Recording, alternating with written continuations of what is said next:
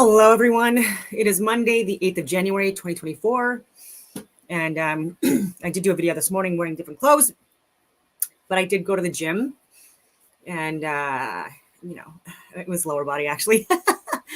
I've lost a lot of upper body, but it was intentional once I started going from figure. I was a bodybuilding competitor, semi-pro, even after the age of 35 years old. And that's when I started. And with wellness, it's more of a athletic toned look, but it's more of a lower body emphasis and upper body not so much. And so anyway, so I did that. I also went biking, and it is winter and it is Canada.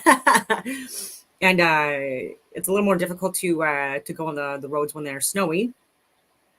Did go with my dogs, did hear a lot of coyotes. So we did have a really long run. It was a run for them. It was a bike ride for me, but we did turn back, and then I saw like a bunch of trucks out on the major trail on my road, because it's like a hunting area, farmer area, and so the guys were like just letting me know that there was coyotes in the area. I'm like, I know, I hear them, yeah. And they said they got a few last night, and that's probably why they're pissed off. And like I was hearing them outside my house and brought the dogs in, and I'm telling you my life story as if you care. Anyway, as per the title of my video, it's about flat earth or true earth.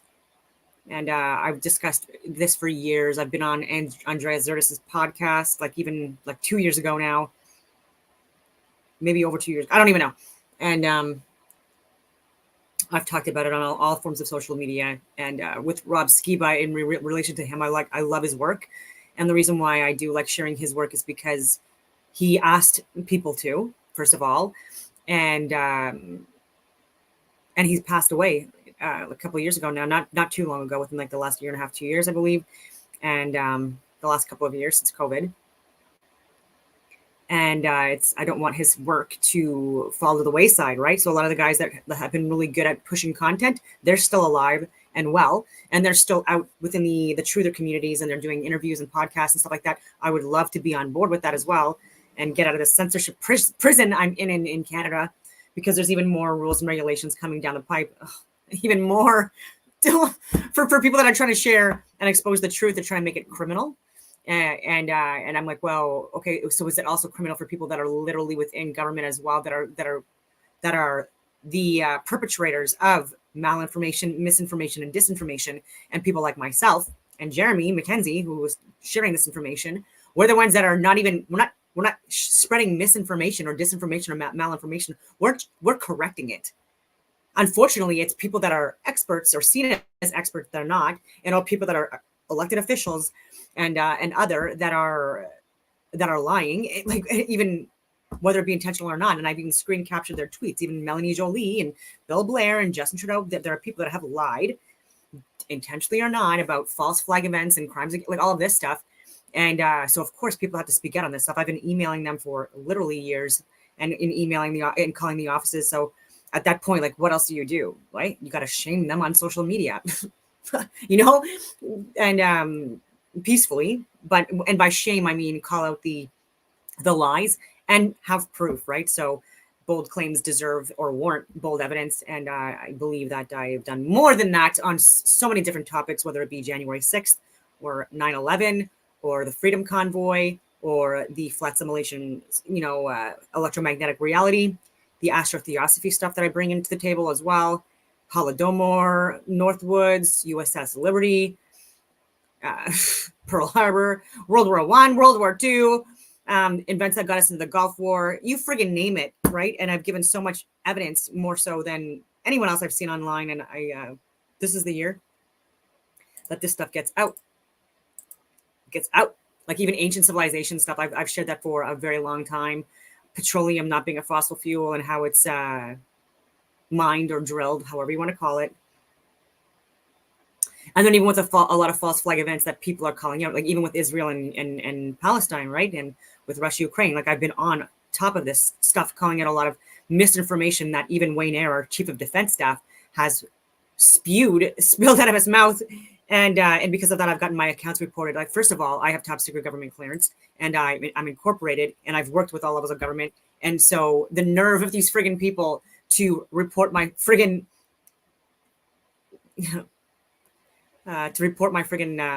stuff is just like any post that I make or whatever is just ridiculous to me. So, do official government documents confirm flat Earth and the firmament?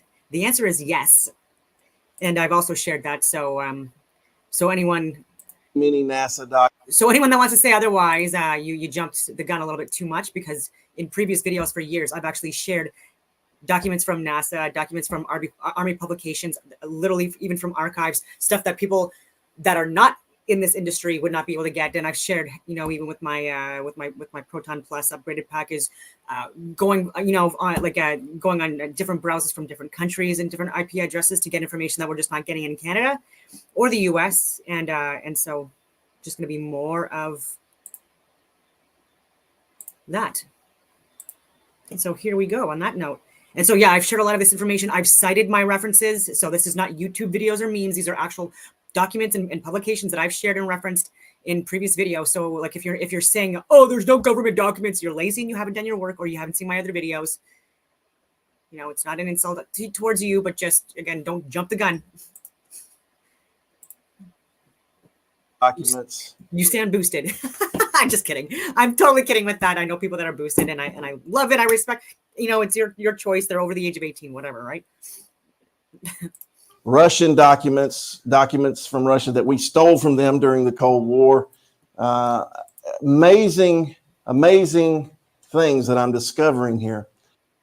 Of course, here's what the Bible does say, and I've shared this before. I mean, this is Job 38:14. The context is talking about the earth, but it says it, and that is the earth, is turned or changed, is what the Hebrew word there means, as clay to the seal or the signet ring, and they stand out as a garment, talking about its features.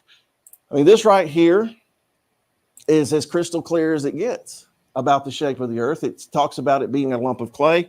God pressed it down with his signet ring, I believe a literal ring he has on his finger. Oh, no, I believe that's a metaphor. Okay, keep believing that. When does it stop? Is the crucifixion, the atoning death of Jesus Christ on the cross, is that a metaphor? Is his resurrection from the dead a metaphor?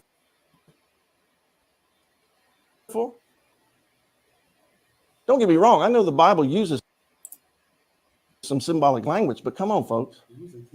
Yeah. And usually the symbolic language is describing something that's real anyway. So, right, exactly. Let's keep going. All right.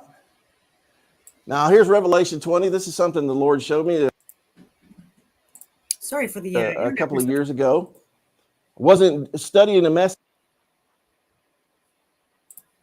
for flat earth, but I was reading this verse, preparing an end time Bible prophecy message, reading this verse, Revelation 20, verses 7 and 9.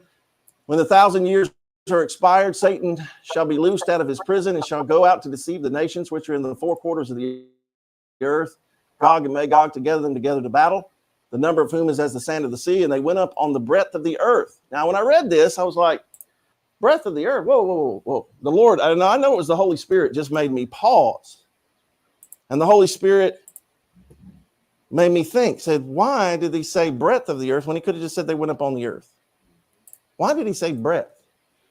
So I did something in 30 years of ministry at that time that I'd never done. I looked up the word breadth of the earth. And it is the Greek word plateaus. Of course, here is the definition, width, breadth, and I thought, plateaus. Well, that sounds like our word plateau, which means flat land, right? Or a flat place of land. I thought, that's interesting. So then I looked and noticed it says from 4116, meaning that this word has a root word, right? So what is the root word? I also just shared some references on my Rumble account, so they're already there for you to look at, including a couple of links to websites if you're able to get on it from your shitty laptop, I'm just kidding. Like if you're not on a secured browser, I don't know if you'll be able to even click them and open them, but there's multiple links to actually archive NASA documents and other documents that might be referenced in this video as well. I haven't seen this specific one, but with Rob Skiba and the people that are talking, like I know that it's there's going to be some useful content in here for sure. For sure. I don't know why I said it like that. The root word is platus. And what does platus mean? This is straight from the Strong's Greek Dictionary, by the way. Spread out flat. So what he's saying is they went up on the spread out flat earth. These people out here, these pastors, these Christians say, flat earth's not in the Bible, really? Sometimes you got to look up a word because we lose a lot in English. And also the word gay or gi, or however you pronounce it, for the earth in Greek here means the whole thing. Not just a spot, but it means the whole earth. All right, and that's exactly how the Septuagint translates it as well.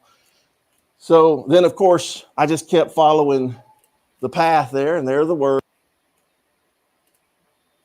words. Platos, which comes from platus, which means spread out flat, which comes from the word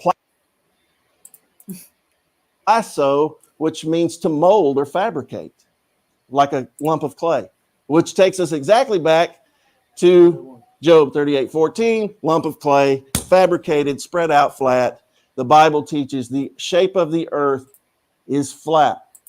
It doesn't mean it doesn't have contour and elevation, but it's flat. It's not a ball of 25,000 miles in circumference. It just doesn't exist. Not in Scripture. Anyway, let's keep going.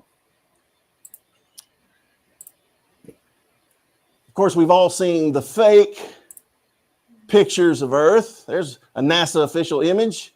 And again, for most of us, this is elementary in this. We've already discovered this. But again, for new people watching and listening, they have a problem.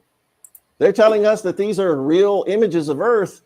Boy, what happened? I mean, did the North America shrunk, man?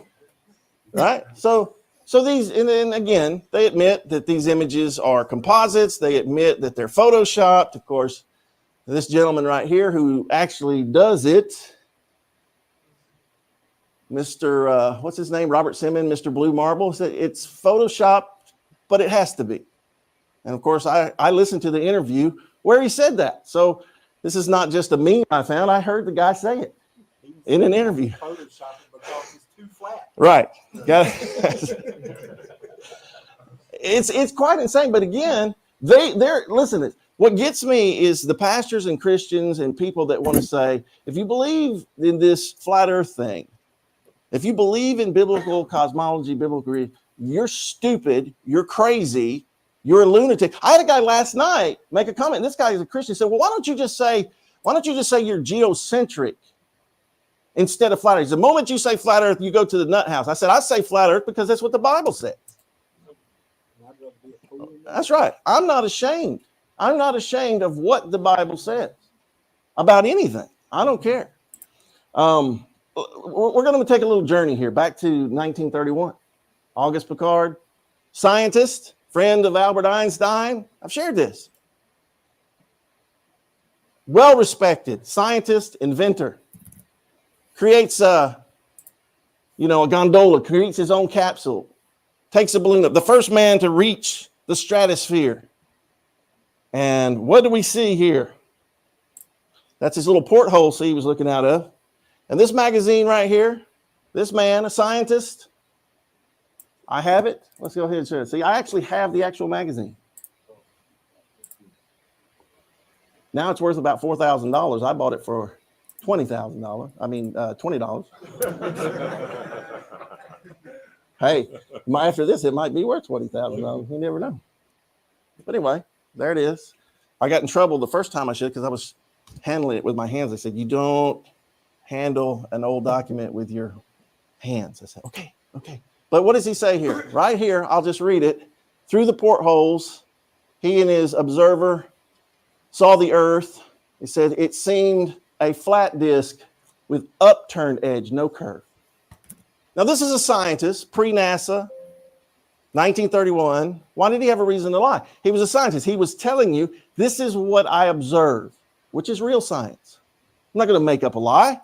I'm just going to tell you, this is what I saw. Pretty clear. Pretty clear.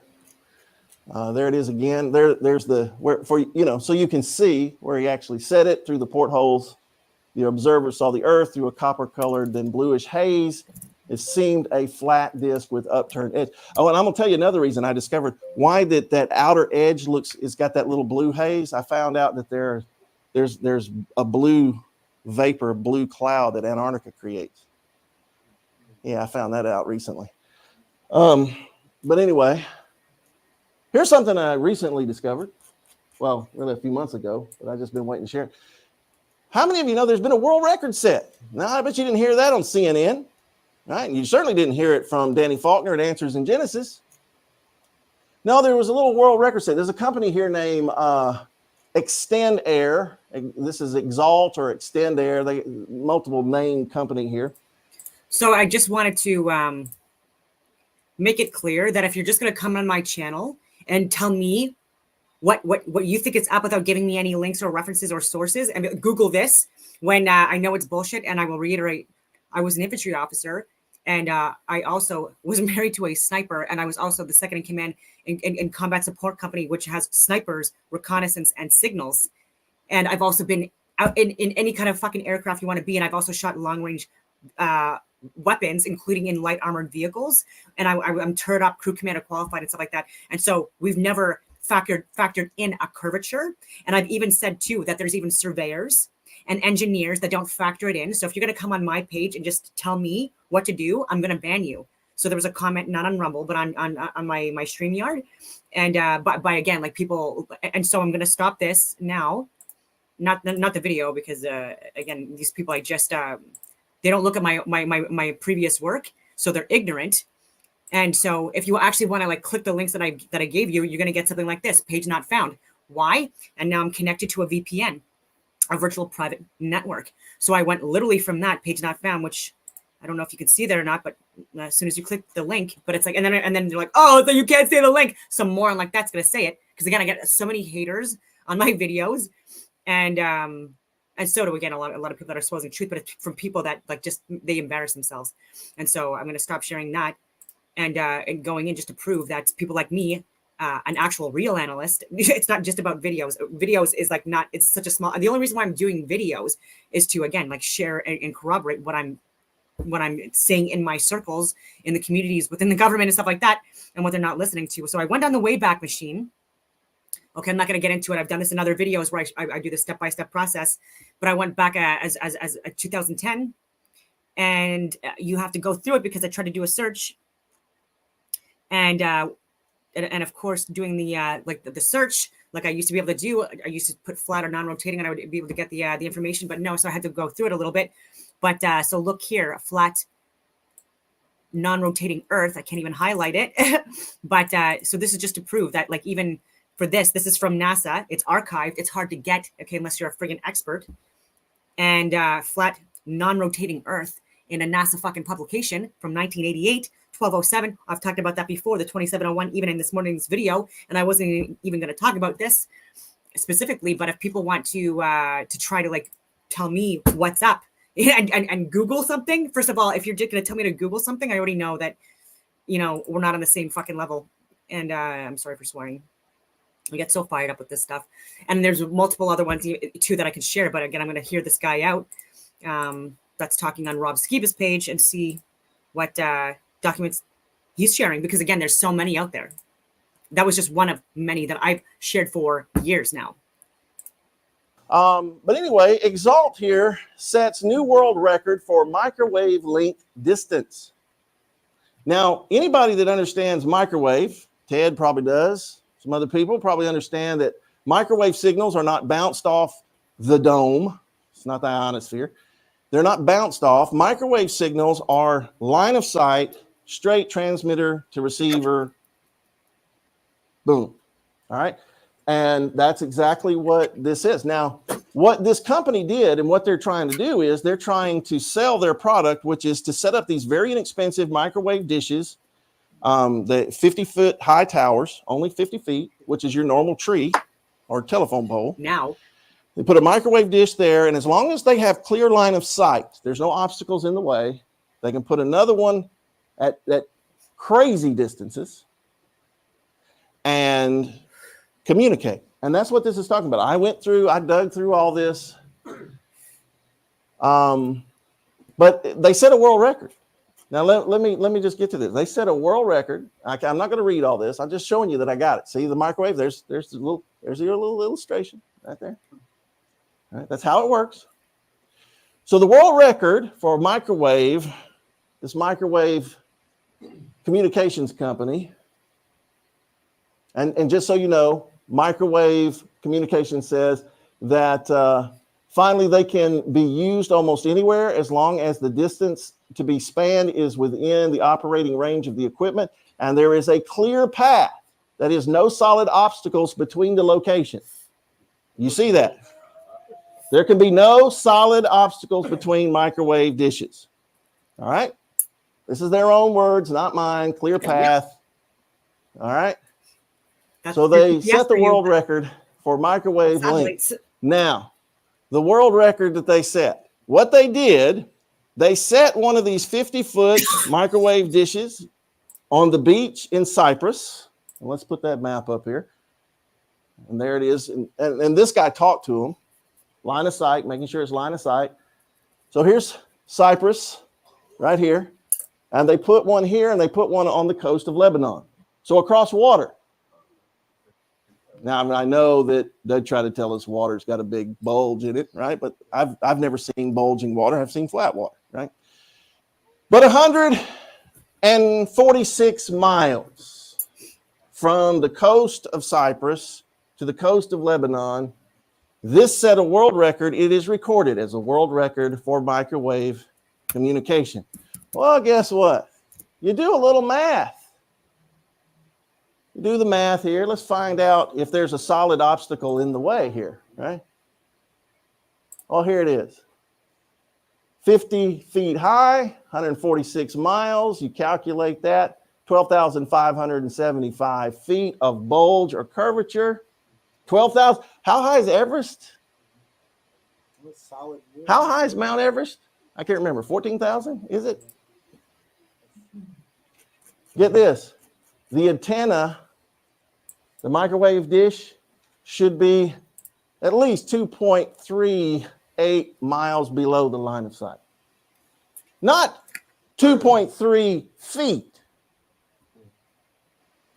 2.38 miles should be of curve should be blocking the signal. Meaning this signal should have to be bounced off the dome and back down like they do other signals. But no, this is straight line of sight. Okay. Am I stupid? Are these people stupid? People and governments of the world are buying this product from this Exalt One Extend Air company. It's refraction.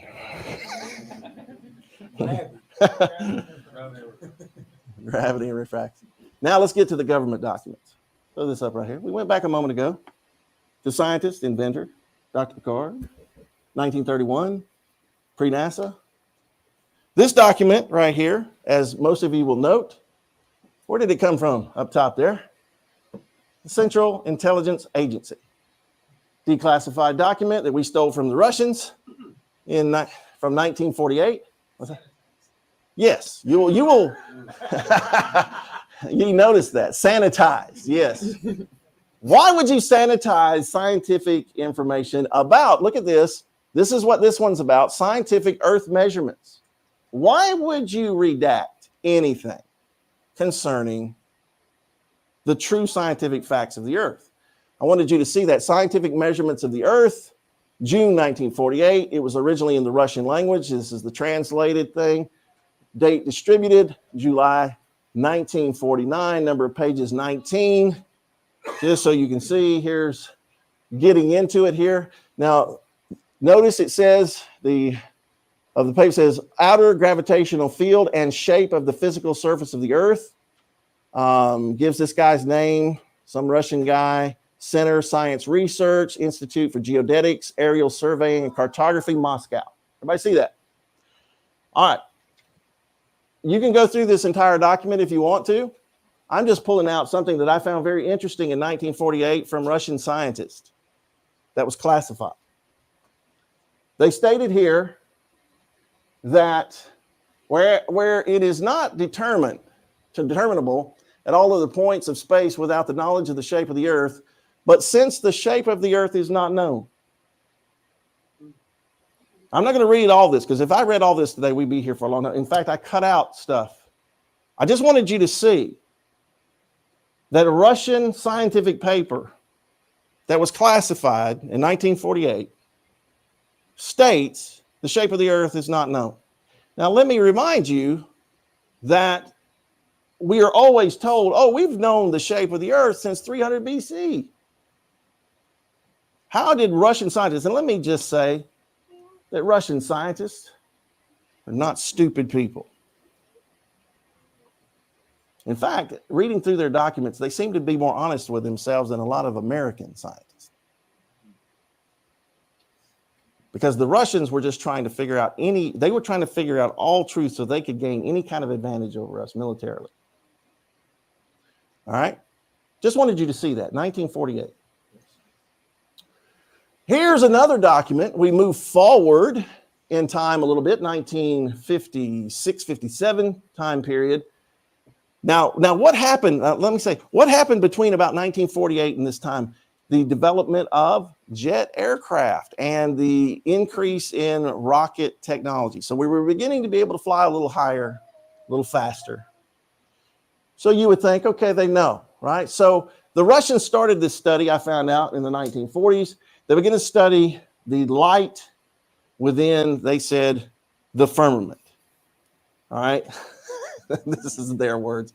The light, but they were doing a light study because they were trying to figure out how they could manipulate or use this knowledge against us with optics and all kinds of stuff. So you see this is released by a proof of release 2000.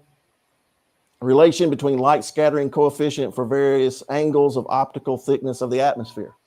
Here we go. You can tell when they're older documents. Atmospheric refraction errors for optical instrumentation. Fun reading, folks. I'm telling you, fun reading. There you have it. Tells you technical memorandum, blah, blah, blah. Same thing. Preliminary report. October 1953. White Sands Proving Ground, La Cruces, New Mexico. Here we go. Look at this here. Just wanted you to see the signatures, real signatures. Dr. Fred Hansen, Dr. J.W. Molnar or whatever, James C. McNatt, Lieutenant Colonel, United States Air Force, Thomas W. Morgan, Major, United States Air Force, Systems and Engineering Branch, Flight Determination Laboratory, White Sands Proving Ground. All here, right? Dr. So-and-so, Dr. So-and-so, General so-and-so. I guess they're stupid. No. This document and don't take our word for it. I just gave links to some government documents, some pretty freaking good ones. And I've done that before. I've given multiple other ones. And I've done a video too on government documents, like I've said before, multiple times, even with COVID. And take a look yourself too. Like I've shown you how, like if you go through, like if there's any issues with it, I say get a VPN. And if you're having issues within your country, then you can connect to another country. If that still doesn't work, you can go on the Wayback Machine or in archives. Like it takes digging and it takes work and effort, but do the work before you slam people. Not to be seen. This document contains information affecting the national defense of the United States within the meaning of the espionage laws, Title 18 U.S.C. Sections 793 and 794. It is its transmission or the revelation of its contents in any manner to an unauthorized person is prohibited by law. So this was classified in the 1950s. He's talking about basic equations for atmospheric refraction and all this stuff. It says Here, now I want to point this out. Present equations hold for any altitude. Everybody see that? I don't have time to read all of it. Present equations hold for any altitude. All right, let's see what they're talking about. Table of contents, introduction, validity of flat Earth assumption for atmospheric calculation.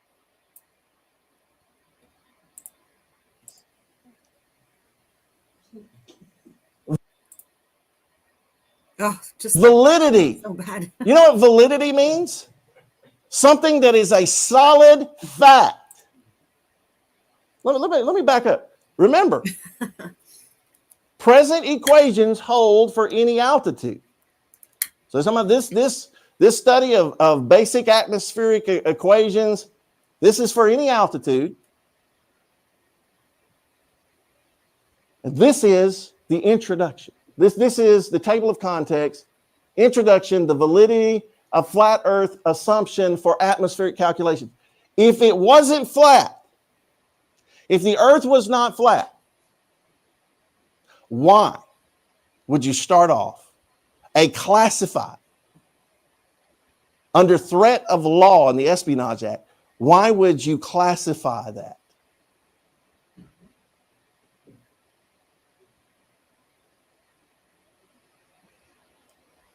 It's all here, folks. Introduction here says a comprehensive study of atmospheric refraction errors for optical instrumentation. What is it based on? Based on a flat Earth assumption, will be published subsequently. The relative mass of the atmosphere at any elevation angle is given approximately by the cosine of the elevation angle. I may be pronouncing some of this wrong, but listen, this relationship is correct for a flat Earth and a flat atmosphere. This relationship is correct for a flat Earth and a flat atmosphere. And they're going to publish these results. So we just saw one document say, this is the correct underlying physics, flat non-rotating Earth. We see this document right here say, this is correct for any altitude.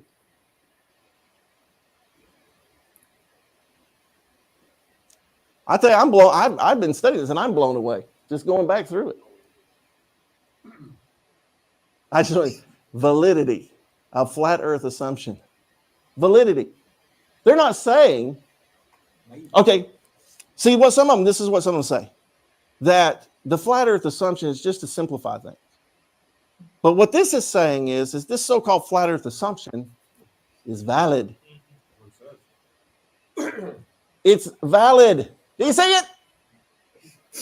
Zoom in on it a little bit, just so you see it. Validity of flat Earth assumption. Just so you know, the definition of validity. The quality of being logically or factually sound. Right? Look at that. The state of being legally or officially binding. I mean, this could stand in court. Yeah. Oh, wow. That's a good point there, Nathan. He said the second part of the definition, the state of being legally or officially binding or acceptable, that this would stand up in court. And that's why on the website, they only use the word image because legally they're bound. Otherwise, they'd be sued. Let's keep going here. Assumption. And anyway, let's just say that they didn't put in the validity. They just used the word flat Earth assumption. You hear that a lot. Well, the assumption, a thing that is accepted is true or is certain to happen without proof. I mean, we don't even need proof of this anymore. This is what is assumed to be true by the scientific community, by the governments of the world. Everybody see this? Let me ask you something. Are you blown away? I mean, it's been a while since I've even read a scripture. You know why? Because these guys have their own flat Earth Bible, don't they? It's called their technical manuals. It's mind-blowing. Here's more of it here. Calculation of light dispersion, higher orders. This is USR, geophysics, light dispersion. This is the study they were doing. proof presented light dispersion higher orders can be computed from data obtained in plain direct observation for USSR references. And this is the institution, the Academy of Sciences, USSR Astrophysical Institute. I mean, again, we're not fooling around here with dummies, right? And this paper, they go on, then again, they go on to tell you the study of the dispersion of light in the Earth's atmosphere, degree, doctoral, physics, math, science, and so they just tell you the whole thing here. Joint Council, March 1957, Academy of Science, USSR. Again, a lot of this I just pulled out just so you would see that these documents are real and what they were about. But let's get to the interesting stuff. Here's all these PhDs and scientists that are involved in this study at this time. Tells you a little more of the introduction, the table of contents. In investigation of light scattering in the Earth's atmosphere, formula for the brightness of the blue sky with consideration of first order scattering and all that, blah, blah, blah. All right. And talks about this first semester, 1957, dissertation, blah, blah, blah. Goes through that. Let's get to the interesting meat of this here. Tells you the instruments we use. So right here, it said the observations were carried out in 12 locations at various altitudes above the sea, various climate, meteorological, synoptic conditions. The observations were carried out mainly during high transparency of the atmosphere and the visual range of the spectrum, in the absence of snow cover. In the investigations, 2 instruments designed by V.G. Fescanoff or whatever were used. One of these was a visual photometer of the daytime sky intended for measuring the brightness of the firmament. Now, what's very interesting about that is Daniel chapter 12, verse 4 talks about the righteous shining as the brightness of the firmament. The Bible also talks, 12:3, I'm sorry. The Bible also talks about what? That there are 4 lights. Talks about the sun, the moon, the stars, and the light that's in the world. We'll deal with that another time. But they were wanting to study this, and they said also the other photoelectric halo photometer for determining the brightness from near sun halo. Whoa. Pause. Time out. Time out. How is something that's supposed to be 93 million miles away, could anything about it be called near? The near sun. Okay? But it gets better. He says that to study the near sun halo and also the sun on the surface perpendicular to these rays. The dissertation contains a certain formula of the brightness of the sky, taking into consideration only the brightness of the first order, derived on the assumption of a flat earth and giving some conclusions. Because remember, they're trying to study how light is operating within the atmosphere with a near sun halo, and they tell you over flat earth. This is a Russian document, 1957. It was classified. This is a secret eyes only, Central Intelligence Agency, declassified 2006, January 16th, 1958. This was a memorandum for the record. This was a meeting. They were talking about things going on in Russia. They were talking about this right here. I found it interesting. The minutes of the meeting, they're talking about putting Psalm 19, verse 1 on the Vanguard rockets. The heavens declare the glory of God, and the firmament showeth his handiwork. I find it interesting that we're talking about this. But at the end of this document, I found a very interesting thing here. And you see that. There's that verse. Psalm 19, that is very clear geocentric. Somebody else had that Psalm 19:1 on their tombstone. Yes, Warner von Braun. The firmament, talking about the firmament. They knew it existed. But this document, as we'll get to it here in a second, let's see here, makes this statement at the end. The shape of the firmament. Do you see that? Whoa. Hold up now. Wow. I think only certain solid things have shape, right? The shape of the firmament. Does everybody see that? You see that? What is a classified document? Classified by the United States government, talking about the shape of the firmament. I can tell them what the shape of it is. Right? But they're talking about this. How does an atmosphere, invisible vapor, how does it have a shape? I mean, when the vapor gas, I'm boiling water, or my wife's making tea, and I don't see any shape to the vapor. But they're talking about, we got to figure out the shape of the firmament. Just like one of the Russian documents talked about, they were measuring the brightness of the firmament. They used that term, the brightness of the firmament over a flat earth. The Russians were talking about this back then. All right. According to what the Bible teaches about the firmament, God said he created a firmament. Well, we're going to read that in Genesis in a minute. And that he separated what was below the firmament from waters that were above it. So it is the firmament that creates what we have, the atmosphere where we breathe and the birds fly and all that stuff. But there is a solid atmosphere. They try to tell us it's a vapor. But the Bible is very different. The Bible says it is a solid glass dome that was beaten out by God like metal. It was formed like metal. So here's somebody with a hammer using metal and beating it into a dome shape. If you look up the word firmament in your lexicons, this is what you see. It talks about it being an extended surface, a solid expanse. Now, this is where people like Dr. Danny Faulkner answers in Genesis. They just say, "Oh, the firmament just means the expanse." No, you're just picking part of the definition. The firmament created the expanse in which we live and breathe and the birds fly. But you had to have something there to support and separate the waters that were from above, that are above the firmament, which is what God talked about. So they have a problem because the Bible talks about waters being above the firmament, and also the Bible talks about the water still being there. And I've covered this.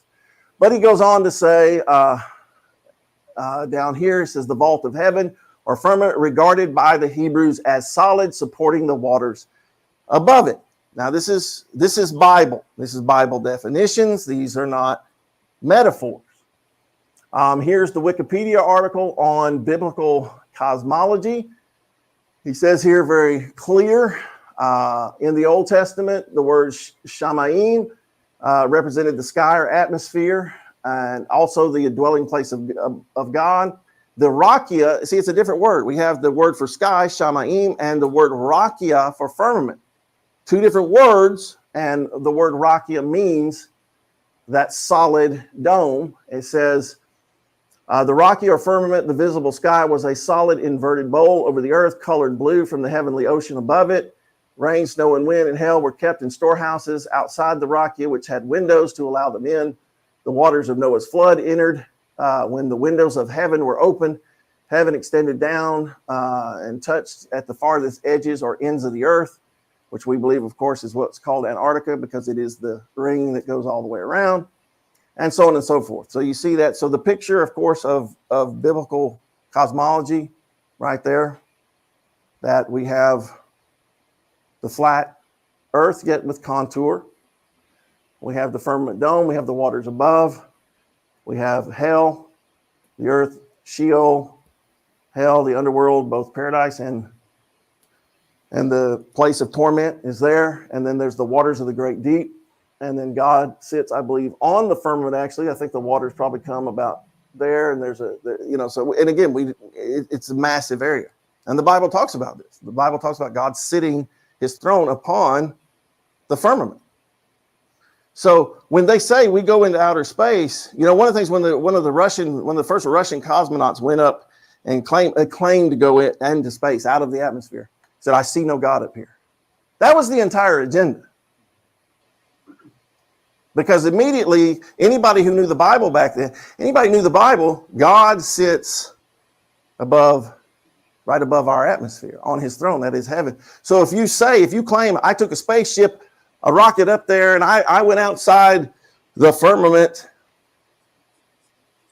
and I see no God, you see where they're going with this. And that has been the agenda the whole time. And also, of course, to, milk billions and billions of dollars out of us for space exploration. Here's the firmament. The etymology, stereoma, means firmness, solid. That's the way it was translated. The Greek word, when it was translated into, when the Hebrew scriptures in 250 BC were translated from Hebrew to Greek, which is called the Septuagint version, the Hebrew scholars that Ptolemy Philadelphus II commissioned, because he wanted a Greek version of the Bible, of the Hebrew scriptures, in the Library of Alexandria.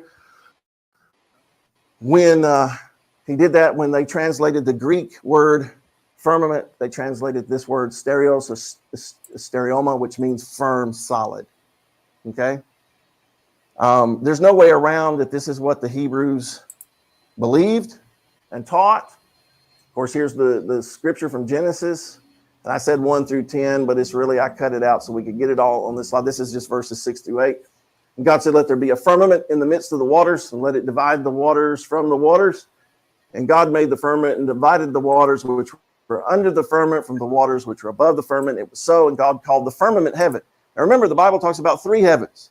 And I've shared this before, but again, we have new listeners all the time. So the first heaven is our atmosphere, the expanse created by when God made the firmament known, separated the waters from the water. But he also called that solid firmament heaven. And then he says, Paul talked about being called up to the 3rd heaven where the throne of God is. All right, so it's real simple. So when the Bible talks about heaven will be shaken, the powers of heaven will be shaken, and heaven itself will be dissolved, it's not talking about the 3rd heaven where God is. He's talking about the sky is going to collapse. It's going to crack. It's going to open. Some of it's going to collapse. God's going to open it up at the second coming of Jesus. So even second coming verses talk about there being a solid sky and it being opened up with great force in the end when Jesus comes. And it says when it's open, it's going to reveal him seated upon his throne. And every eye will see the Lamb, the Lord Jesus Christ, upon his throne. And they will say to the mountains and the rocks, fall on us, hide us from the wrath that is to come. The day is coming, the sky will fall. I don't believe any of that stuff. I've talked about that in my videos too, my interpretation of religion being that I'm an astrotheosophist. It will open up and Jesus will reveal himself. And I believe that Jesus Christ is a representation of the sun, just like Apollo, Mithras, Dionysus, Horus, and you name it. To this wicked, unbelieving world. All right. He also placed a crystalline firmament round it.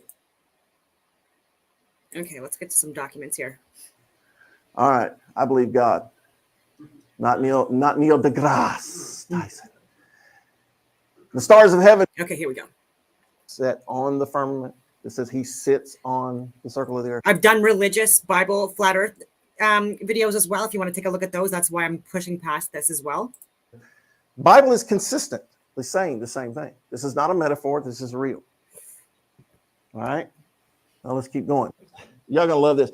This is what's the website? Everybody look at top there. All right. NASA.gov. April 1961, National Aeronautics and Space Administration, calculation of wind compensation for launching unguided rockets. Pretty serious stuff. Rockets. So you could pause. Okay, that's what I would do, and that's what I've done. Verify, take a look. If you're getting issues seeing it, make sure that you're on a secure browser, that you're on an uncensored profile browser. And then if you're not getting access to it still, you got to try things like the Wayback Machine. You have to look at like dates and times where before it was removed or edited. You know what I mean? Like you have to do the friggin' work. Science. Rocket science, calculating wind, right? Pretty important thing to know when you're shooting rockets. Faith and I discovered that not too long ago. We shot up one of our rockets and the wind took it far, far away. We never found it.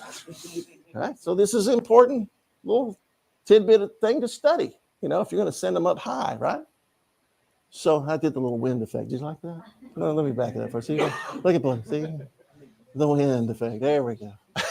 Have a little fun. There it is again, just so you see it up close. Calculation of wind compensation for launching unguided rockets. So we're talking about rockets by Robert L. James Jr. and Ronald J. Harris, Langley Research Center, Langley, Virginia, Langley Field. I would say pretty important stuff, right? All right. But who reads this stuff? Who stays up all night and all day reading this stuff? I do. All right. Technical note. Here we go. Summary: method for calculating wind compensation for unguided missiles. It is derived from which has a greater degree of flexibility than previously proposed methods, blah, blah, blah, blah, blah. And they get into it. So they're telling you, summary, here's what we're up to, trying to figure out how to guide rockets. Yes, sir. Linear aerodynamics, yes. Coefficients with respect to flow, incidence angles are used, launch angles for wind compensation. I mean, it's pretty serious stuff, right? I think you'd probably need to get it right. I know if I was their general or their boss, I'd say you guys better get. How long did that take me? I just started like not even a second ago. And so let's see. So I opened it up, not too much of an issue to look at that one. And I didn't even cite or reference this one yet, but I could, from 1961. So far, like I'm looking at it, it looks like exactly what he has said it is. This is a PDF version, same title, same names. Okay, so let's go through. And so far so good with just verifying that very quickly. Sorry, I just wanted to confirm with you. Get it right. This stuff's expensive, so let's get it right. Better work. Right, better work. Let's look at this. It says trajectory simulation incorporating the above requirements is presented in reference 8. In addition to the above requirements, this simulation assumes a vehicle with 6 degrees of freedom and aerodynamic symmetry and roll, and the missile position, again, space, we'll deal with that. They don't even, it's not what they're talking about. So I see what we think, what they've told us, and what they know space is, two different things. So when they say it, they don't mean what they've lied about. The missile position in space is computed relative to a flat, non-rotating Earth. Okay, so I just wanted to see what he would say first, right? Because like I didn't want to jump the gun here. I haven't even friggin' washed my face since I went biking. I took my dogs out, like literally it's winter in Canada. And then I went to the gym. I probably smelled at the gym, but like because I didn't shower before going to the freaking gym. Anyway, I just searched flat, nothing else. And just like it was showing in what he was sharing on that video, flat non-rotating Earth. So, yep. So just, do things like that before you come on for someone's friggin' channel or just completely dismiss people. It's not helping anyone. It's literally not. April 1961, NASA technical document for calculating unguided missiles, not anything we're sending into space, just unguided missiles like the V2 was an unguided missile. Let's keep going here. Here's another one. Okay, completely different document. Where did it come from? NASA.gov, right? Unpublished preliminary data, atmospheric oscillations, tells you the people. Georgia Tech project. Georgia Tech, here we go, all right? I don't know. My wife's brother is a professor at Georgia Tech. He would be losing his mind if he heard this, but his own university has been part of this. Under contract, Georgia Tech project. Contract prepared National Aeronautics and Space Administration. So this was in conjunction with their engineers, Engineering Experiment Station, Georgia Institute of Technology, Atlanta, Georgia. The requirements for additional copies. Talks about that, says the Department of Defense contractors must be established for DDC services or have their E-to-know certified by the cognizant military agency. So this was not to be passed around. This was neat. Sorry to about the know. reception. All right. Georgia Tech project, just so you see it. Boom, boom. April 1965. Tells you the abstract, developed present theories of atmospheric oscillations. Blah, blah, blah. I don't have to. I'm also right now just putting together a link. A model frequently used is that of, everybody say it, flat and rotating Earth. The most one can profitably simplify the problem is to consider the isothermal atmosphere, plane level surfaces, and a non-rotating Earth. That's it, man. They say flat Earth more than we do. They say flat Earth more than we do. Now remember, I have shown you documents here, and again, there's so much more. And sorry to stop, but the one that I just showed you that I just pulled up, I just copied the title and the link, and I just also edited my my Rumble video, and it's actually referenced and cited there as well. So now you have that one as well. That's another literal document from government websites that's declassified. It's been declassified for a very long time that you can show people. I mean, I'm having to trim this down. We're already at 12:15. All right. So I'm trying to get through this, and there's just so much here. But I just wanted you to see. We're talking about 1948, 1957, 1960s, 1970.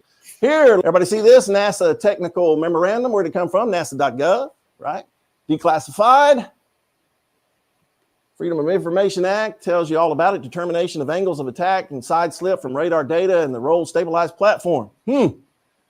Langley researched that. What's in Langley? Virginia? Yeah, CIA headquarters. Exactly. Also, the National Aeronautics and Space Administration, Washington, D.C. Wait a minute. I thought they were in Florida and Houston, Texas. Oh, that's right. I'm sure they have an office. All right. Let's keep going here. Here's the abstract. NASA Langley Research Center, technical memorandum. I've shared that one as well. You're welcome. Here is in the abstract. Basically what they're describing this manual is all about. It's a summary of it. Here's what they say. Equations for angles of attack and side slip relative to both rolling and non-rolling body axis system are derived for a flight vehicle for which radar and gyroscope attitude data are available. The method is limited, however, to application where a flat, non-rotating Earth may be assumed. The application for this whole thing has to be based on a flat, non-rotating Earth. Wait a minute, how many documents are we into here?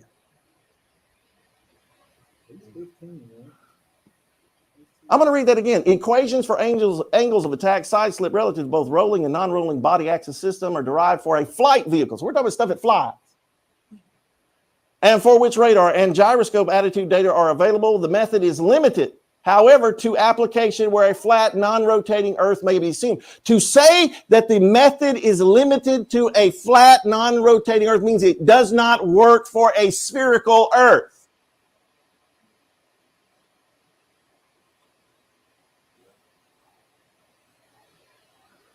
Put that in your pipe and smoke it, Mr. Anderson.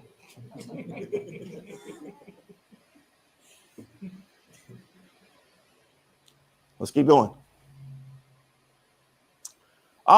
Here we have something else. Is that the same one?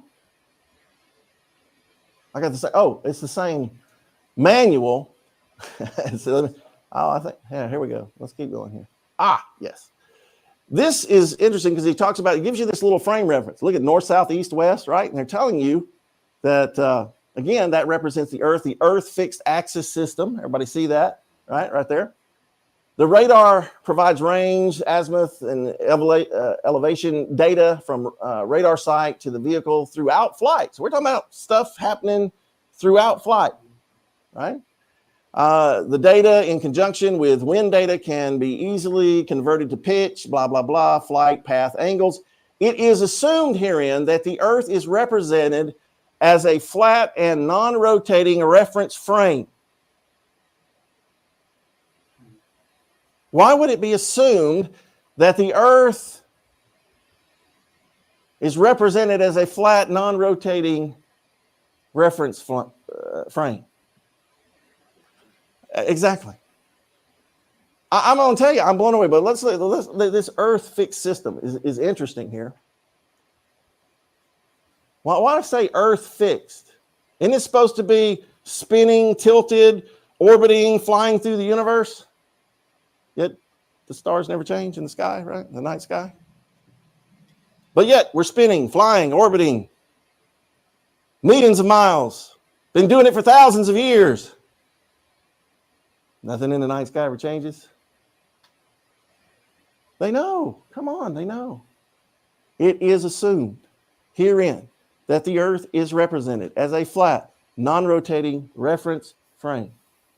Yet they're going to tell us snipers have to adjust for shooting a 1,000-yard shot. That takes about 2 seconds, maybe less than that. But you don't have to calculate the Earth's spin for an aircraft, for a helicopter, a drone. The space shuttle, I'll show you that in a minute too. Let's keep going. Here it is. Notice it says, also by definition, the X and Z plane will be vertical, perpendicular to the horizontal plane of the Earth at all times.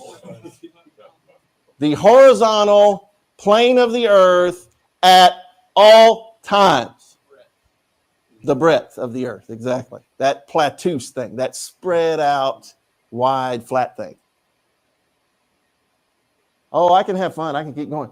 Now, why do they say Earth fixed system? Well, it's interesting. Here's a few verses, right? The Earth is not spinning. According to the Bible, Chronicles 16:30, he has fixed the earth firm and immovable. Psalm 93:1, thou hast fixed the earth immovable and firm. Psalm 96:10, he has fixed the earth firm and immovable. Psalm 105, thou didst fix the earth on its foundation so that it never can be shaken. Who made the earth and fashioned it himself, fixed it fast. And of course, one of my favorites that I didn't put on here, Zechariah 1:11, that says the earth is still and it rests. Earth fixed system. They're telling you, non-rotating, earth fixed. The word fixed means it's not moving, it's not going anywhere. Of course, this was proven by these two scientists in physics, Michelson and Morley. They proved this a long time ago. These two scientists conducted numerous experiments to measure the orbital velocity of the Earth through the ether with light beams. I'm going to talk about the ether. The ether is real. And these documents I found prove they believe it's real. And we're going to get into that next week. But and many present theoretical physicists believe the ether is real now. It was taboo subject for a long time, but not anymore. And this through the godless and anti-Bible scientific, of course, I said their experiments showed that the earth was not moving at all. Now they expected, these guys believed the model, the lie, the Copernican model, they believed they were going to measure how fast the earth was moving. Their experiment showed it wasn't moving. And they were like, whoa, what's going on? And they repeated these experiments over and over and over again and came up with the same results, true science, the earth's not moving. So Einstein comes up with a theory to debunk this, to get rid of the ether so he can debunk their experiment. And of course, we know what Tesla said about the theory of relativity, that it was foolishness, basically. What's this one? This is NASA Technical Memorandum, NASA.gov, mathematical model of a correct CH-53 helicopter. You guys know a helicopter pilot, right? So here's the NASA manual on that. Ames Research Center, Moffett Field, California. Equations of motion. The helicopter equations of motion are given in body axes with respect to a flat, non-rotating Earth. Meaning the helicopter takes off, it doesn't have to worry about the Earth spinning below it. Can't stay in one spot and wait on time. That's right. Can't stay in one spot and wait on China. I love it. Exactly. Now, I'm going to go back to one. This is the first government document. I shared this at the I've shared this one already. Flat Earth International Conference in Raleigh in my presentation, 2017, November, last November, that Robbie Davidson put on. I thought this was something to find this document. Well, it's not mine. Right? It's this everyone's. Is how little did I know. This was the tip of the iceberg. But this is a NASA technical manual. You can look it up. Anybody out there watching and listening this morning, you can Google NASA document 1207. You can pull up, it'll take you straight to nasa.gov. You can pull up the PDF. You can read this for yourself. This is free information. Right? So Stephen Anderson, Danny Faulkner, Pastor Lawson, Ken Hovine. This is what NASA says. And I'm going to show you, they say far worse than what's in this document today. Right? But here's what they say. The derivation and definition of a linear aircraft model. In the introduction, they flat out say right here, this report documents the derivation, which means the origin, and the definition of linear aircraft model for a rigid aircraft of constant mass flying over a flat, non-rotating Earth. Everybody see that? Derivation means the origin. Definition means this is how it's defined. This is how it works. So they're talking about the equations, and you want to talk about the calculus and trig this thing gets into. The equations are based on these airplanes flying over a non-rotating flat Earth. Question: why would this be in any technical manual of anybody if it doesn't exist? I mean, think about it. They claim the Coriolis effect, that snipers have to calculate the spinning of the Earth, the Coriolis effect, when they're shooting at, 1,000-yard shot or something. Yeah, false. Yet they don't have to for Mach 1, 2, 3, 4 aircraft. I fired light armored vehicles, like out of them, obviously, and 105 millimeter cannons, and like even with the C6 mounted pintle mounts. And never factored in Coriolis effect, none of the stuff. It's wind, air pressure, temperature, that stuff. Yes. The terrain. Yes. Coriolis effect, spin. Absolutely not. Nope. I didn't. No snipers did. And again, no one's going to come on my page and tell me otherwise when I literally was married to a sniper. I fired longer range than he did, often as well. Not often. When I was doing training and stuff like that, and I had the ability, and we shot a lot together as well, short range and long range, and again, twice CF Combat Support Company. I worked with friggin' snipers and the special forces, anyway, it's come on, I would know. You don't have to calculate the spin. No. This is just about. These planes fly over non-rotating flat Earth. So, Pastor Dean, this is what I heard. They're just doing that to simplify the equations. Oh, really? I'm sorry. I didn't know that NASA rocket scientists and MIT mathematicians couldn't factor in 8 inches per mile squared. I'm sorry. They have to simplify the math.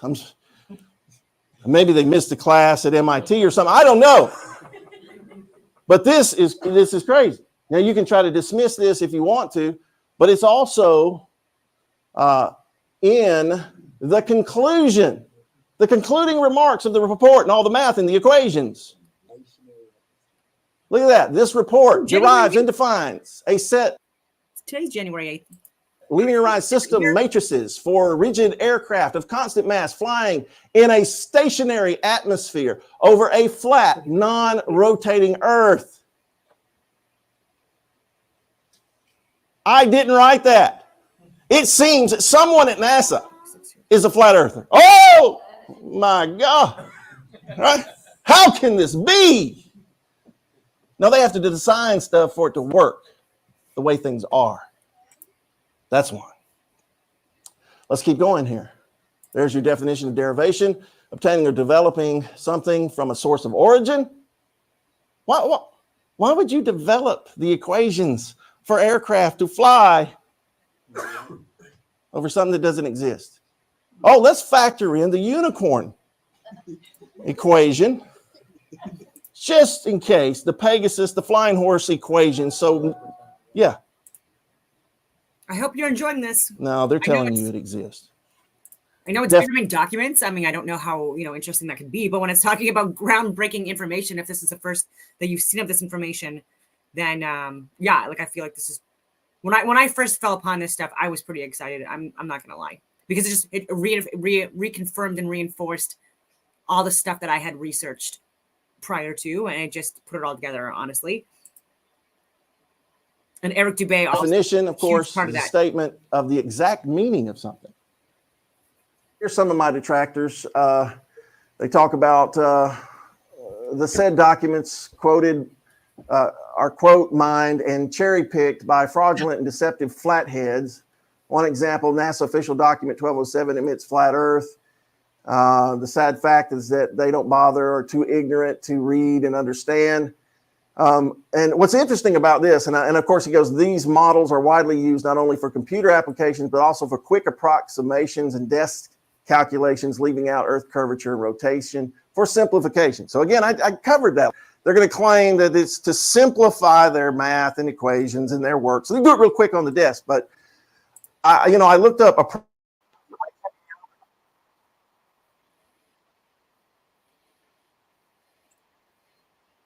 They write a lot of stuff that's not really correct, but I wanted to address the issue of cherry picking. Of course, the same thing said here pretty much.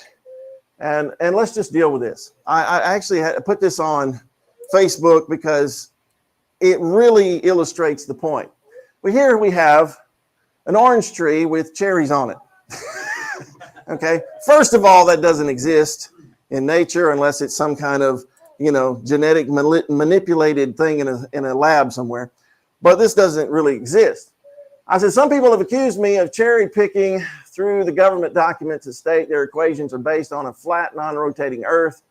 But should there be any flat Earth cherries to pick on a globe Earth orange tree? Should there at all?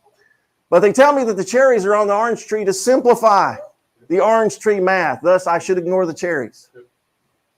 I just wanted to illustrate that, of course, and there's your globe Earth tree with flat Earth cherries on it to pick, okay? And really, if it's not flat, why address that? And some of them tried to say, well, okay, it was because of just for short distances. Well, I don't see the shuttle landing over short distances. Even the true thing it's used for, which I'm going to address this morning. I don't see Mach 1, 2, 3, and Mach 4 aircraft like the SR-71. I don't see it being short distances that it covers in very, very short amount of time. All right. So what I'm getting at is that excuse really falls flat. And as I said last week, and I'm going to stand firm on this, the reason that so many different government documents, technical manuals, MIT, different universities, Georgia Tech, we address, use these flat Earth equations is because it is flat. All right. And they know it, and they've known it for a long time, and they have to design things to work as reality is. Okay. Let's think about that. Here we go. All right. Here's another one I wanted to address. This one right here, because I found something absolutely funny. This guy said, why did you lie about the Russian Earth measurements document? It clearly states several times that the Earth is a geoid, okay? Which this was the funniest thing, because if you go to the document, and I'm going to show you in a minute, but if you go to the document and you keep reading, and you got to remember, I couldn't go through documents that had 10, 20, 100 pages, 200 pages, 1,100. I couldn't do that last week, or we would have been here for several days. But so he's talked about, well, they clearly said the Earth is a geoid, right? Now, here's what's funny. Do you see this website here? The National Geodetic Survey.gov. Everybody see that? I'm like, I don't know what a geoid is. I was assuming that geoid meant, well, we don't really know, but we still believe the Earth is maybe a lumpy sphere. Right? A lumpy sphere, or maybe like Neil deGrasse Tyson says, it's pear-shaped, right? Or an oblate spheroid. Yet all the pictures we get from NASA from space, it's perfectly spherical. Yet they tell us it's an oblate spheroid. Then they tell us it's, they tell us it's pear-shaped. Then they tell us it's a geoid. And then as the Russia documents go on to say, well, we don't know if it's a geoid, an ellipsoid, or a quasi-geoid. All right, quasi-geoid. So I went to the United States government National Geodetic Survey to get a definition. What is a geoid? If this is what the Russians were saying the shape was, and really, as I stated in the Russian document, they stated the shape of the earth is unknown, is what they said, right? And which is mind-boggling itself. So here's the definition from their site. I don't know if you can see it, NGS.NOAA.gov up there at the top. And I'm going to try to read this. But here's what it says. It says, there have been many definitions of a geoid over 150 years or so. Here is the one currently adopted by the National Geodetic Survey. Right? Geoid, the equipotential surface of the Earth's gravity field, which best fits in a least square sense global mean sea level. Okay? Then they say this. Even though we adopt a definition, that does not mean we are perfect in the realization of that definition. For example, altimetry is often used to define mean sea level in the oceans, but altimetry is not global, missing the near polar regions. As fit, the between global mean sea level and the geoid is not entirely confirmable. Does this sound like they have a clear definition of what a geoid is? Okay, so the Russians stating in classified documents, or what used to be classified documents, in their Earth measurements, 1948, declassified, as you can see, is from the CIA, Central Intelligence Agency. These documents were classified, listing, notice he says, geoid, this is where I talked about last week. It says it's not determinable at all points of space without knowledge of the shape of the Earth. But since the shape of the Earth is not known, they tell you that. And then, of course, I get into some of this. The system now adopted for reduction to a geoid and to an ellipsoid from a geoid is inadequate. I mean, again, they're sitting here going, we don't know. Now, let me say this. Even people who believe in the biblical cosmology, the flat enclosed system, we do believe that the Earth is some type of geometric shape. We just don't know, but we know that the surface in which we live on is flat with contour. All right, that's what we observe. That's what we can test, like our tests. 13, 14 miles across Mobile Bay prove that there's absolutely no curvature whatsoever when you do the math. And we had engineers with us. We had a geometry teacher with us. I mean, these are not dumb people, all right? And these tests are being done all over the world. And you can see they go on to talk about it, the geoid. And I don't want to spend too much time on this, but it says for the sake of definiteness, I guess, definiteness, we are obliged to introduce a new term for the surface in question. Let us agree to call it a quasi-geoid. On the ocean plane, the quasi-geoid coincides with the geoid, but on the continents, the quasi-geoid can be taken, if necessary, as an appropriate expression of the geoid shape. I mean, anybody understand what they're talking about? No. Okay. I don't think they do either. Now let's get into this. I just wanted to address the question. When the National Geodetic Survey says we can't really define a geoid, I think that says enough, right?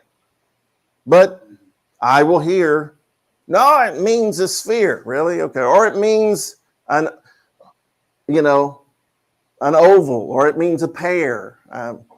So, okay, you guys need to make up your mind, because the pictures we get, the alleged pictures, which are composite images from NASA, says it's always perfect circle. Always. So, I'm just saying, somebody's confused. We know that the so-called space program and most of the governments of the world, but let's just deal with NASA real quick, that it was founded and filled with Nazis from Nazi Germany, scientists like Werner von Braun that we brought over here, scrubbed their evil doings in the Hitler's SS, put them in charge of all kinds of things in our government.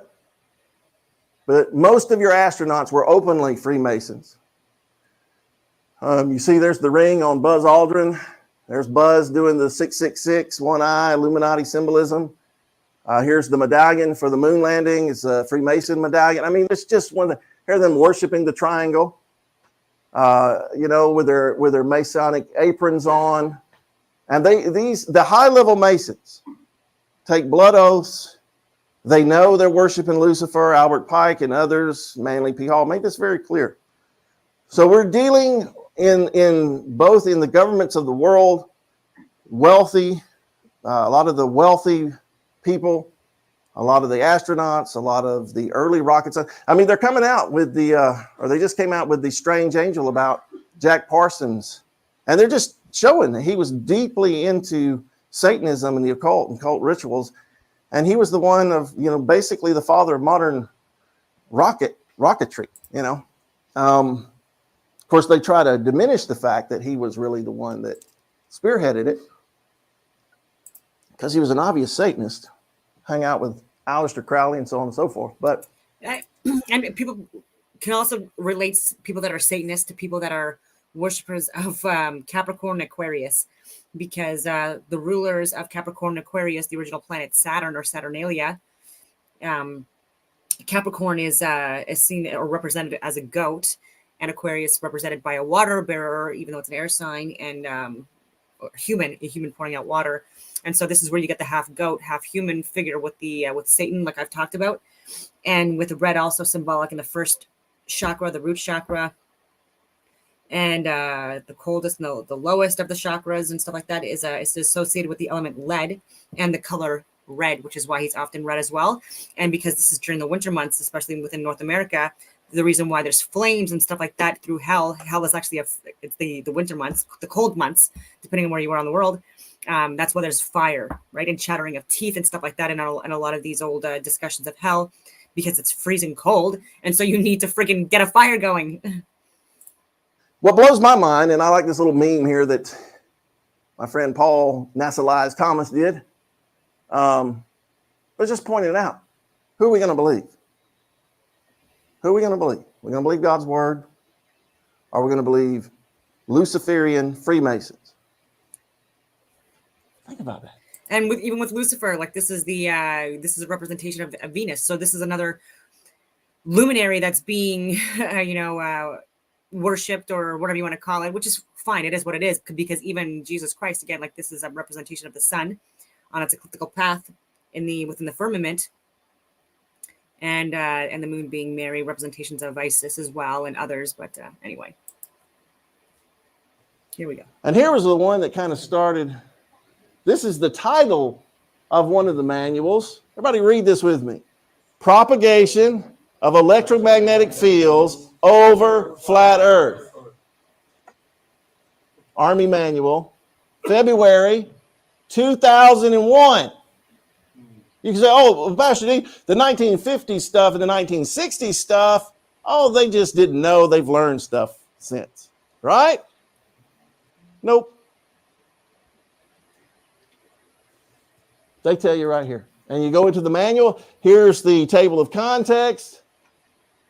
It says comparison of principal fields from an ideal dipole oriented perpendicular to a horizontal and homogeneous flat Earth. Army Manual. They tell you right here, it's assumed that the transmitting antenna and target or receiver are located above but near the surface of a flat idealized Earth. Over and over again. Army Research Laboratory. This is another one, calculating low atmosphere profiles, sound speed at night. So calculating sound speed, all right, pretty important stuff.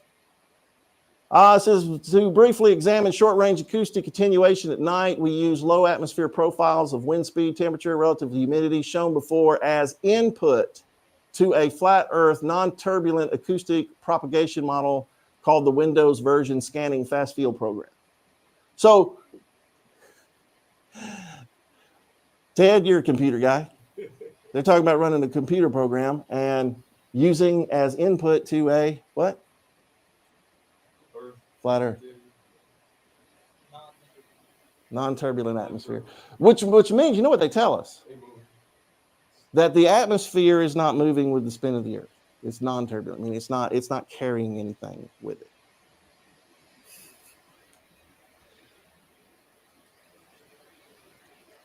Isn't this interesting? I haven't had to go to one conspiracy website. I haven't been on Infowars.com, Snopes. I haven't been anywhere, have I? I hadn't been to Above, Top Secret. I haven't been to any of those sites. No.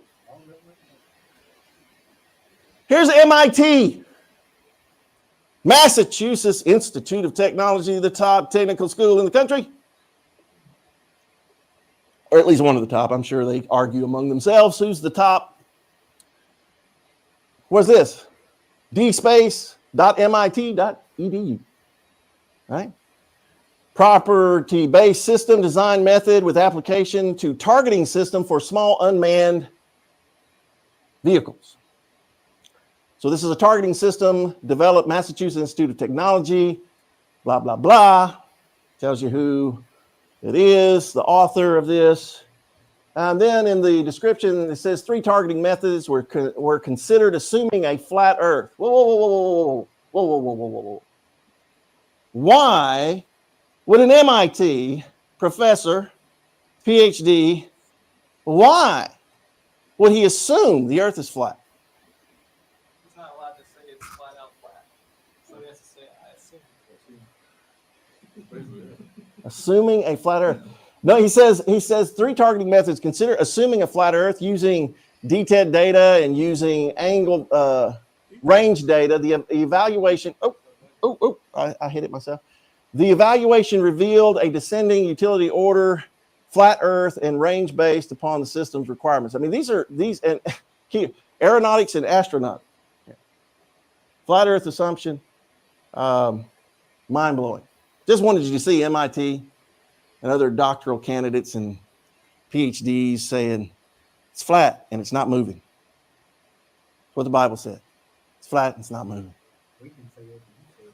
If I say it, I'm crazy. But these guys can say it, and their papers get passed around among the elite, and a lot of them classified. Yes, and many of them do have Nobel Prize, and they get sometimes they get classified, right? And then declassified. Here's one. This one is NASA.gov. Now, this is general equations of motion for a damaged asymmetric aircraft. So what they're trying to do is fix equations if a plane loses part of its wing or tail fin or whatever, how to compensate and all that stuff, right? So that's what this is about. And the technical manual gives you this stuff. The introduction. Here's the introduction, right? Just so you know, it says, in order to analyze the dynamics of damaged aircraft, the dynamic equations of motion must properly reflect the underlying physics. Now, I want to say that again. I want everybody to pay close attention. They're telling you right here in the introduction of this, and they're showing you a damaged aircraft.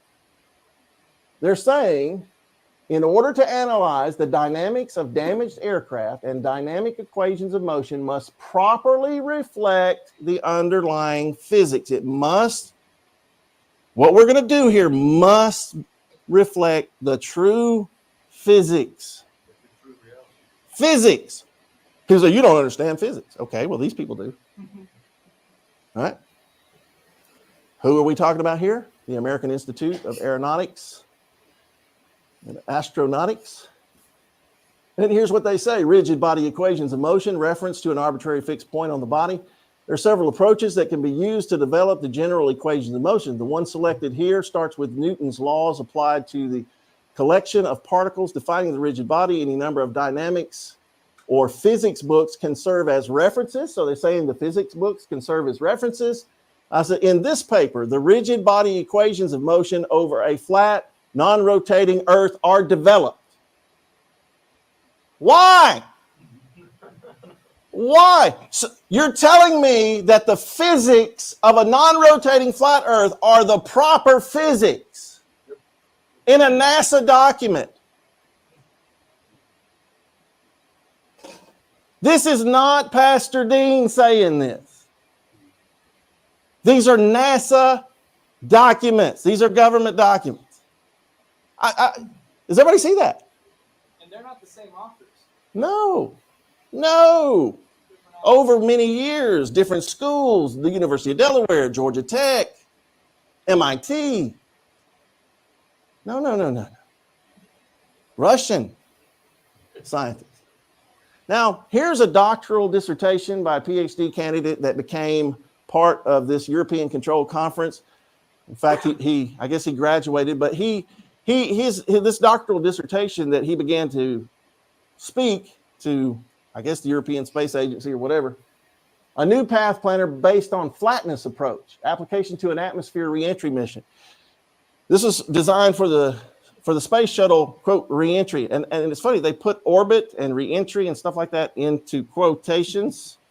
And I'll explain all that next week. We'll get into that next week. But notice the outline of his doctoral dissertation, statement of guidance problem.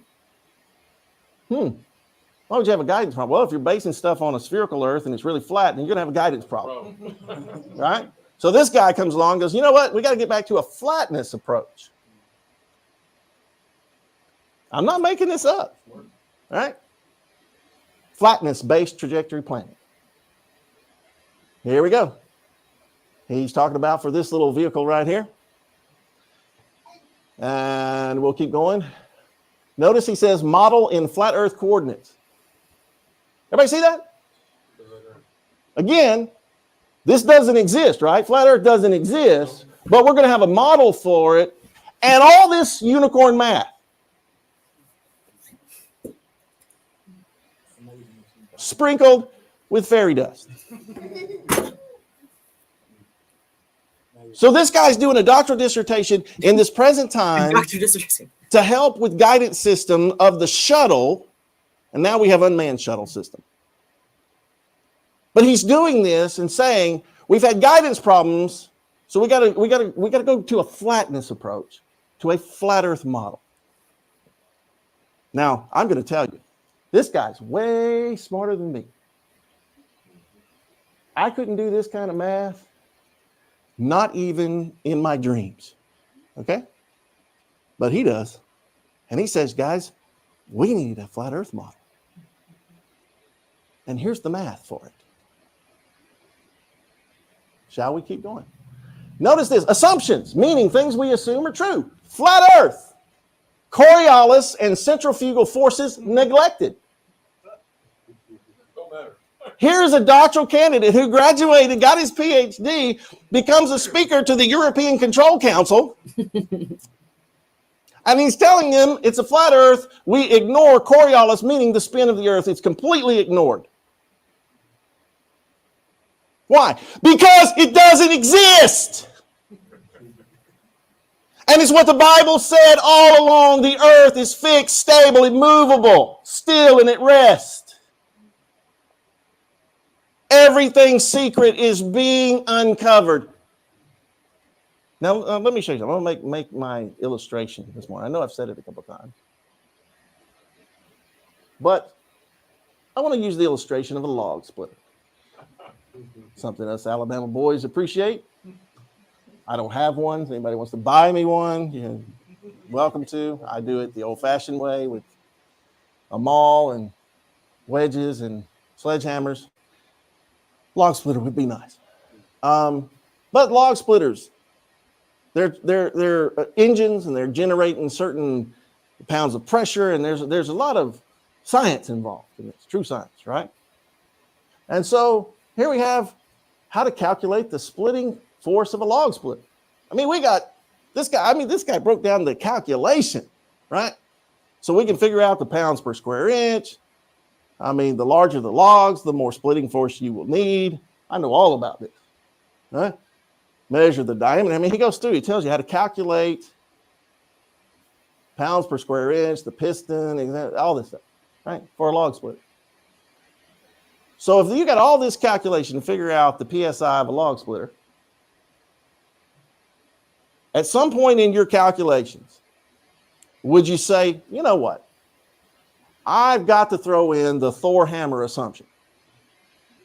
I'm going to throw this in so it'll be right. So we just assume that we've got the log splitter, maybe we got a tough log, but we're going to make sure we have the Thor hammer.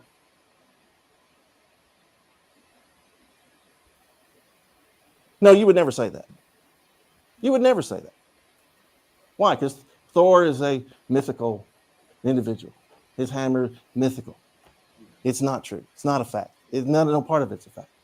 So why would you include that in a log splitter equation when you're trying to explain to somebody how a log splitter works and how the pistons work and how you create the pressure to split the logs? Why would you say, oh, but we got to throw in the Thor hammer assumption and equations for the Thor hammer in assistance with the log splitter? But that's what NASA does. And that's what the excuse you will hear. You share this message, you share these documents, and you'll start to hear, well, now, they don't mean, they don't mean what they're saying. So are they in literature school or are they in rocket science school?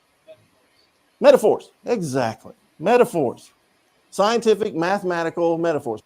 Oh, payloads for spinning projectiles. Army. Think you need to know where artillery is going to land?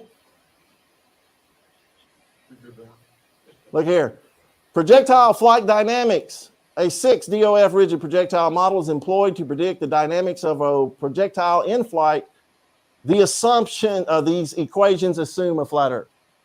These equations, a whole bunch of math we're going to do. BG Karpov experimental observations of dynamic behavior of liquid-filled shells. U.S. Army Ballistics Research Laboratory, Aberdeen Proving Ground, Maryland, August 1961 is a reference to this. But he says, and again, a projectile, you want to know where that artillery round is going to land. And what this study is, the one that has a solid explosive versus one that has a liquid payload. They're talking about chemical weapons or biological weapons. So they want to know, figure out the equations. So a 6 DOF rigid projectile model is employed to predict the dynamics of a projectile in flight. These equations assume a flat Earth. Again, why would you do unicorn math? Why would you do Thor hammer math if they don't exist? Why would you try to calculate ballistic missiles, unguided rockets, shuttle landings? Why would you base all your equations, all of your science on a flat Earth, non-rotating, non-moving, stationary atmosphere if it doesn't exist no more than a unicorn or Thor's hammer? This is the Army Research Laboratory. Notice every time when you see .mil, whenever you see .mil, the only people that can have .mil, military. This is the Army's research laboratory. Beacon position and altitude navigation aided by magnetometer. I'm not going to try to pronounce those people's names. You can see the documents prepared by the University of Delaware, Department of Electrical and Computer Engineering, under contract to the U.S. government. I guess these people are dummies, right? They're stupid, right? This tells you who they are. I'm not going to get into all that, but this tells you the PhDs and the people who were assisting this study. And here we find something. Problem formulation, coordinate systems. The motion of an object usually described by rigid body equations of motion derived from Newton's laws. This section summarizes and notates 3 kinds of coordinate systems. The first is the Earth fixed coordinate system, which is fixed to the Earth with a flat Earth assumption. Okay, now remember, we're talking about beacons for aircraft and aircraft flying, moving, and we're talking about stuff that's moving. Why would you assume, first of all, why would you use the term Earth fixed? I'll deal with that in a second. And a flat Earth assumption. An assumption means something that is just known to be true. It's just assumed because it is known. It gets more interesting because they have a little diagram here of what they're talking about. And this little diagram of the Earth seems to look like something. And they tell you that this y-axis and the x-axis are horizontal. Oh, like that. Horizontal. And that this little disc right here is flat. And it even has a nice little dome over it. and fixed points on the dome that they use for navigation. This is not me. I want to repeat Army Research Laboratory. .army.mil, not Pastor Dean. Yes, sir. Seen Isaiah 44:13 before? Say it loud. I'm going to read it to you. The carpenter stretcheth out his rule, he marketh it out with a line, he fitteth it with the planes, or with planes, and he marketh it out with the compass, and maketh it after the figure of a man, your face. Oh. Think of the top north, your nose, center. Right. It's the for most people, center dome. Here we have the singular arc time optimal climb trajectory of aircraft in a two-dimensional wind field. Oh, Lord. These guys. All right. NASA research. Smart people are rocket scientists. Everybody said, I'm not a rocket scientist. Well, these are. All right. So this document goes on to say, in our minimum time to climb problem, the aircraft is modeled as a point mass, and the flight trajectory is strictly confined in a vertical plane on a non-rotating flat Earth. Do you see that? Does everybody see that? And then they've got this nice little equation here. Thus, the pertinent equations of motion for the problem are defined in its the state variable form as, and then they give you the math. Wait a minute, is this unicorn math? Is this Thor hammer math? Wait a minute, no, it's flat. Whoa, what flat? Non-rotating flat Earth math. Oh, I'm sorry. Could we just substitute Pegasus, unicorns? No, exactly. Let's keep going. Here's another one. Closed form solution for ballistic vehicle motion. Ballistic vehicle motion. A closed form solution is developed for the motion of a ballistic vehicle entering the atmosphere over a flat, non-rotating Earth. Frank J. Barbera, Cayman Sciences Corporation, Colorado Springs, Colorado. Closed form solution for ballistic vehicle motion.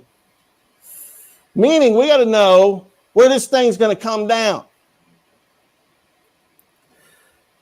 And what does it say right here? Entering the atmosphere over a non-rotating flat Earth. Let's end this. Here's another one. Vision-based mobile target geolocalization and target discrimination using Bayes detection theory. Oh, it's a mouthful, right? This is a more modern, I can't remember the year on this one, but anyway, you see this is the Academy Center for the United States Air Force, U.S. Air Force Academy, UAS research. And this is for targeting for unmanned vehicle aerial vehicles targeting manual. Yes. And if anyone wants to reach out to the gentleman who wrote the paper, their emails are listed right there. Oh yeah, this one does have his email on it. All of them, a string of them. Check them out. Oh, before Here we go. Check it out here. Oh, I thought I paused it. Before I forget, because I do forget things, and I know it's already a long video for some people. A question was asked on, but if I've been shot before, I give a few examples yesterday. I totally forgot that when I was in Afghanistan too, there were multiple times when if you were out in the area of operation, especially in Balande, DDC, Nakani, Masimgar, these areas, there was like rocket attacks, missed like all the friggin' time. There were like we were mortared all the time. Like I was there for like only a few weeks during like a certain battle group operation in Balande and stuff like that. But the entire time I was there, it was like nightly and daily as well, but like more night. And so that's like another example. And then even when I was at Kandahar Airfield, there was a rocket attack. There was an actual rocket attack. I was actually on the phone at the time with family so they can corroborate. I was super calm because I was an infantry officer and I was trained for that and experienced and but yeah, and you can research this stuff as well if you want and verify. And but yeah, there was multiple attacks and then people tried to come in and through like the I think it was the North Gate or the West Gate. Anyway, either way, And so, yeah, multiple times. And I was in CAF when there was that rocket attack as well. Just more stories. The objective Just of remember afterwards. geolocalization problem is to estimate range to target, which can be estimated using the flat Earth model shown in Figure 2. Oh, I just wanted to bring this up because this was a good comment. So, land surveyors take measurements from a flat plane. Sextants used out at sea use the horizon to navigate from a horizontal baseline, et cetera, et cetera. Yeah. I just wanted to share that comment before I went and share this video because it cuts it off a bit. But great point. Now, let me explain something to you. I play a little golf in my day, right? And I know that I hit a 9-iron 160 yards on a normal day. So if the ground is level, I know if I hit my 9-iron the correct way, it's going to fly in a nice little arc, and it's going to land about 160 yards right on the green and roll right up to the hole. Okay? I've actually made an eagle that way one time. All right. So I know. So if the ground is 20 yards higher, say the green is 20 yards higher from where I'm standing, so you change the altitude. The ball is not going to fly in the air as long, so it's not going to go as far. So if it's a little higher, I have to go to an 8-iron. Back it up, so because I'm going to hit an 8-iron or even a 7-iron. Yeah, I'm not into so golf. The ball will get there. It's the opposite. If it's lower by say 20 yards, then I usually have to back up a couple of clubs and maybe hit a pitching wedge. So it changes where where my ball's going to land, the target. I'm shooting at that pin, at that green. But I know just the slight changes in elevation are going to change the distance that my ball will travel. And I've hit enough balls with those clubs to know how far they're going to go if I hit them right. Huh? So we're talking about here unmanned aerial vehicles targeting objects, stuff that's moving in the air and on the ground. And what do they say?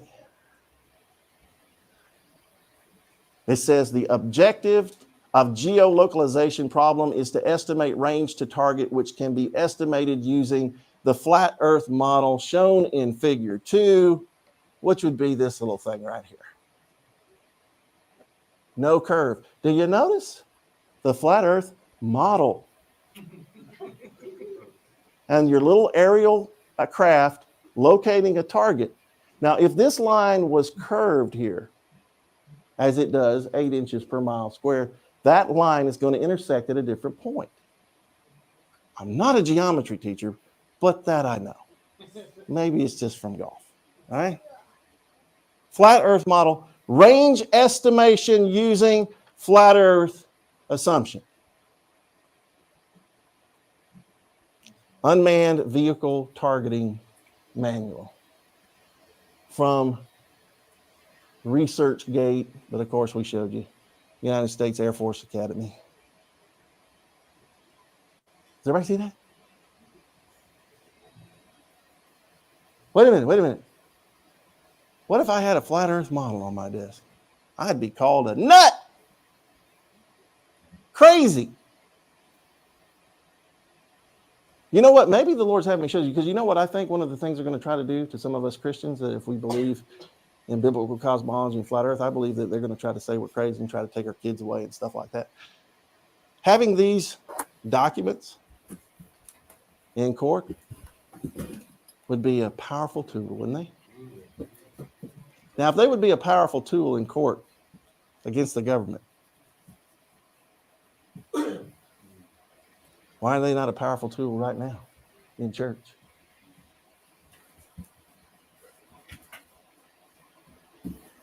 Okay.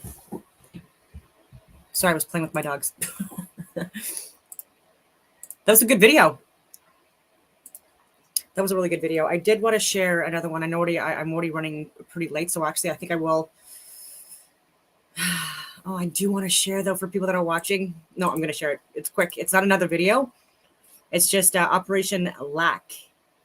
And I have a friend that's put in access to information requests regarding this. And is it going to be shown? Yeah, there we go.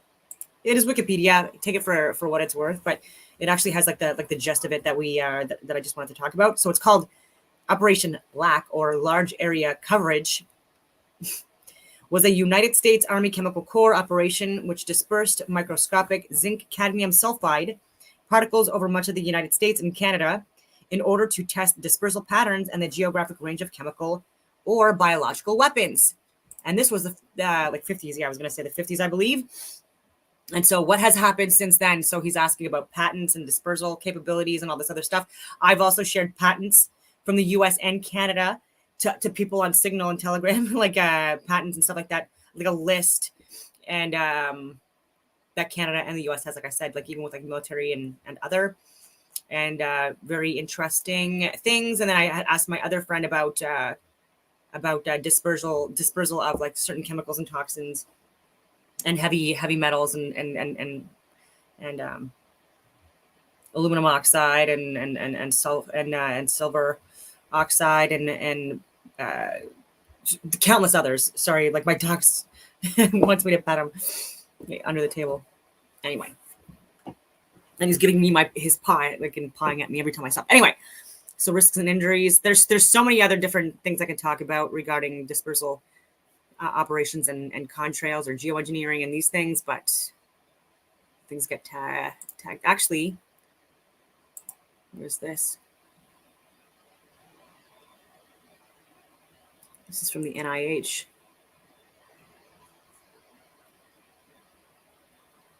Huh. Anyway, on that note, I will leave it at that. I have linked some of the government documents. I highly recommend you take a look at and do it yourself as well. And have a wonderful rest of your day.